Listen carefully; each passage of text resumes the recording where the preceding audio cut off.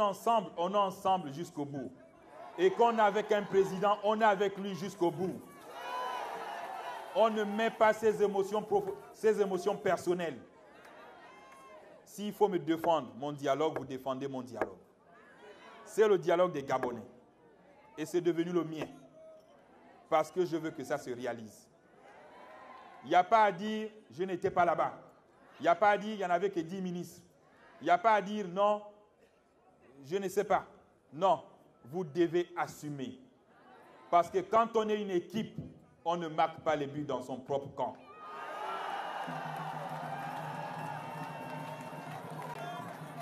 Quand on est une équipe, on va ensemble. Et voilà pourquoi j'aime les militaires. Si ça coule, on va couler ensemble. Et c'est ce genre d'homme politique que j'ai besoin. C'est des courageux, pas des hésitants. Quand on dit les chars en avant, c'est en avant. Quand on dit en guerre, c'est en guerre. Ce n'est pas essayer de reculer. Non, je n'étais pas là-bas. Non, je ne me prononce pas. Pourquoi? Vous devez vous prononcer. Et vous devez dire quelle est votre position. Et vous devez suivre notre position. Parce que vous êtes même ministre. Et c'est moi qui vous ai nommé. Donc, pour ceux qui l'ont suivi comme moi, pour tous les observateurs politiques, ce discours arrive à point. Pour 2 ou 3 principales raisons. La première, c'est que tout le monde a pu constater les échos divergents qu'il y avait au sein du gouvernement et la présidente de la République, surtout en ce qui concerne des réponses sur des situations qui engageaient la responsabilité du CTRI, notamment la posture adoptée par le Premier ministre et par rapport au rendu du dialogue national inclusif.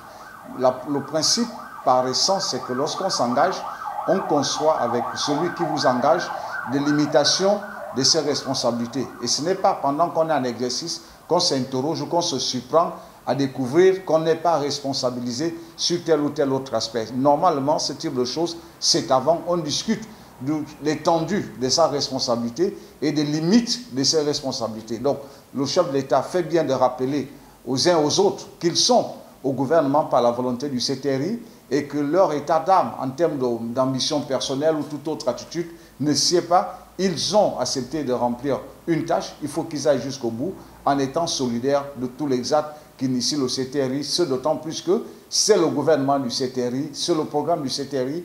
Il n'y a personne d'autre en dehors du président de la République qui sache exactement avec précision où il va. Donc, accepter de le suivre, c'est également suivre la trace qu'il affiche de manière à ce qu'il n'y ait pas d'incompréhension ou de retard dans les choses qu'il souhaite voir se concrétiser. Donc ce rappel était important. Il va de même, il faut le noter, que la plupart des responsables politiques, que ce soit même au niveau de l'Assemblée, on a écouté qu'il y avait des échos divergents. Je trouve que c'est un besoin utile pour rappeler que tout le monde fait corps avec le CTRI et tout le monde répond du CTRI. C'était donc un discours important, un rappel à l'ordre pour ces troupes. Je crois que c'était une bonne chose. Bon, le seul conseil à donner, c'est que chez nous, on dit qu'on ne marche pas avec quelqu'un si vous ne vous êtes pas accordé au départ. C'est-à-dire aujourd'hui, si je m'engage à faire avec vous n'importe quelle affaire, n'importe quelle situation, je me dois de m'accorder avec vous sur la façon dont on va marcher ensemble, quels sont mes avantages, quels sont les inconvénients.